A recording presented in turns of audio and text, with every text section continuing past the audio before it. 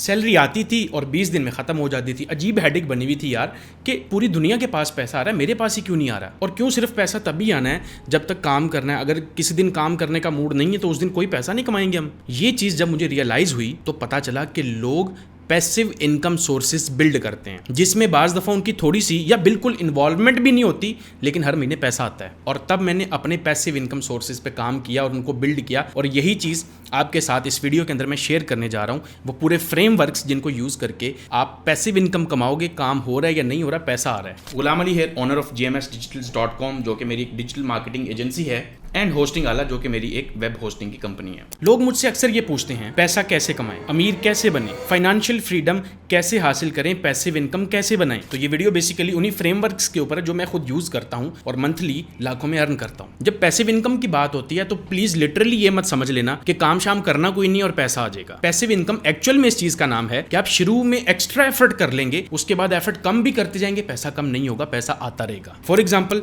2024 के एंड में मैंने एक कोर्स रिकॉर्ड किया था और अब अपने आप बिकता है। ज्यादातर लोग इसे पैसिव इनकम कहेंगे। इसी टॉपिक पर मेरी बात अपने एक स्टूडेंट से हुई जिसका नाम था अरहम। मैंने उससे पूछा आप पैसिव इनकम क्यों चाहते हो, तो फट से उसने मुझे बोला सर जी फ्रीडम के लिए। अब अरहम को फ्रीडम क्यों चाहिए थी? अब एक तो वो अपनी जॉब से नफरत करता है और दूसरा वो उस फ्रीडम को हासिल करना चाहता है जो मेरे या मेरे जैसे जितने भी लोग हैं जो अपनी लाइफ को टोटली इंजॉय करते हैं उस तरह की। उसे फ्रीडम का आइडिया पसंद है, अपनी मर्जी से काम करना, अपने स्केड्यूल पर, अपनी टर्म्स पर, अपने पसंद के लोगों के साथ काम करना, अपनी पसंद के तरीके से लोगों की मदद करना। हर टाइम अपने एम्प्लॉयर के नीचे जकड़ा हुआ फील करने की बजाय अरहम चाहता है कि अगर उसके पास हर महीने काफी पैसे आते रहें तो वो अपनी जॉब छोड़ दे और अपने पैशन के पीछे जाए और थोड़ा ट्रैवल भी करे। वो काम कंटिन्यू करना चाहता है लेकिन पार्ट टाइम। बेसिकली ये सब फ्रीडम के कॉन्सेप्ट्स के अराउंड है जो एक रीजनेबल मोटिवेशन है पैसिव इनकम के लिए। ऐसे कन्वर्सेशंस में मैं यूजुअली पूछता हूँ कि क्या उस बंदे का कोई मैजिक नंबर भी है। अरहम के लिए ये 2000 पाउंड्स महीने का था, यानी 5 से 6 लाख। उसका मानना था कि अगर उसे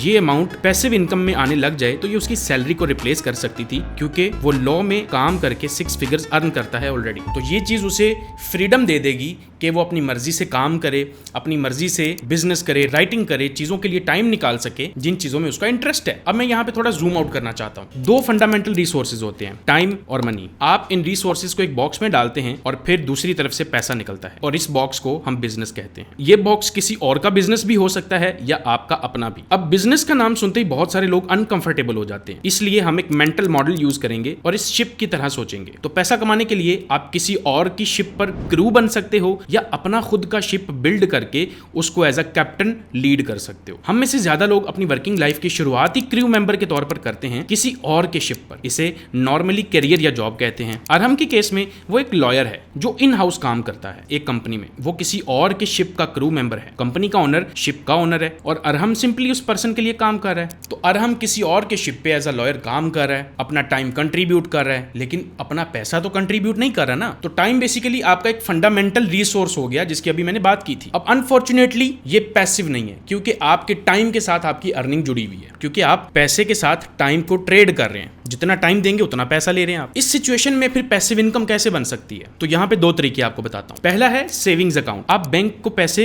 उधार पे दे दें, आप अपने पैसे सेविंग्स अकाउंट में डाल दें अगर आपको ये रीजनेबल लगे, क्योंकि बहुत सारे लोग करते हैं, कुछ नहीं करते। मैं रेकमेंड नहीं कर रहा, बट ये फंडामेंटल रिसोर्स यानी कि पैसा आप कंट्रीब्यूट करेंगे जिसको बैंक बिजनेस में लगाएगा। बैंक इन पैसों को इन्वेस्ट करता है और आपको इंटरेस्ट रेट देता है। अब टेक्निकली तो ये पैसिव इनकम है, बिना कुछ किए इनकम जनरेट हो रही है। अब करना ना करना ये आपके बिलीफ के ऊपर है। एज अ मुस्लिम हर किसी ने अपना अपना हिसाब देना है। दूसरी चीज है इन्वेस्टमेंट अकाउंट। आप अपना रिसोर्स यानी कि पैसा किसी और के बिजनेस में कंट्रीब्यूट कर सकते हैं। मेरे केस में मेरे investments mostly Pakistan stock exchange में पड़े हैं। ईयरली 10% तक का प्रॉफिट बनता है। तो अगर 100 रुपए इन्वेस्ट किए हों, 1 साल बाद आपको 110 रुपए मिलते हैं। तो जब आप किसी और के शिप पे काम कर रहे हो एज अ क्रू मेंबर, तो ये 2 ऑप्शंस आपके लिए बहुत सूटेबल होती हैं कि आप बिना टाइम ट्रेड किए भी पैसा कमा सकते हैं, लेकिन पैसा लगा के। और इसको अक्सर गेट रिच स्लो भी कहते हैं। आप स्टेबल और रिलेटिवली हाई पेइंग करियर में हैं, आप हर महीने स्पेंडिंग से ज्यादा सेविंग करते हैं और इन बिजनेसेस में इन्वेस्टमेंट से आप पैसिव इनकम जनरेट करते हैं। अब एक और रास्ता भी है जो कि ज्यादा तेज है और पैसिव इनकम भी जनरेट करता है।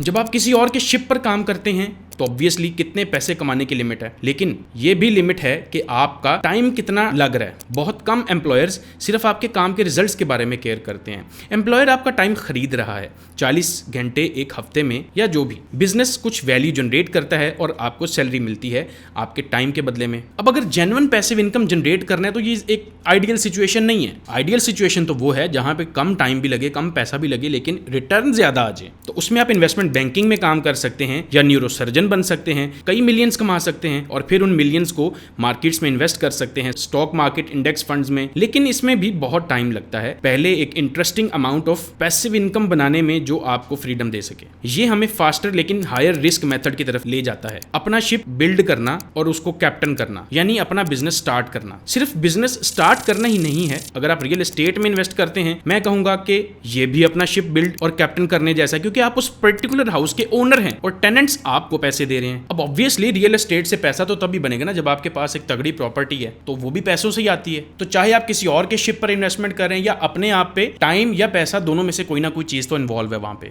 तो जब आप किसी और के शिप पर हैं और आप अपने शिप बनाना चाहते हैं, it's not like a piece of cake. बहुत सारे ड्रैगन्स हैं इस रास्ते में जो बैठे हुए हैं। आपको बहुत सारे चैलेंजेस फेस करने पड़ते हैं। कुछ इंटरनल होते हैं, कुछ एक्सटर्नल होते हैं, लेकिन 80% इंटरनली होते हैं, क्योंकि आप खुद से ही लड़ाई कर रहे होते हैं कि क्या मेरा बिजनेस आइडिया ठीक है, क्या मेरे पास नॉलेज या स्किल्स हैं या नहीं, मेरे पास नेटवर्क ठीक है या नहीं, मेरे पास बिजनेस स्टार्ट करने के लिए पैसा नहीं है, मेरा MBA भी नहीं हुआ इसलिए मैं बिजनेस नहीं कर सकता, और इस तरह की काफ़ी सारी चीज़ें आप सोचते हैं। So that was it for this video. Hopefully आपने कुछ ना कुछ लर्न किया होगा इस वीडियो से। ऐसे कंटेंट के लिए सब्सक्राइब कर लीजिए और वीडियो को लाइक कीजिएगा।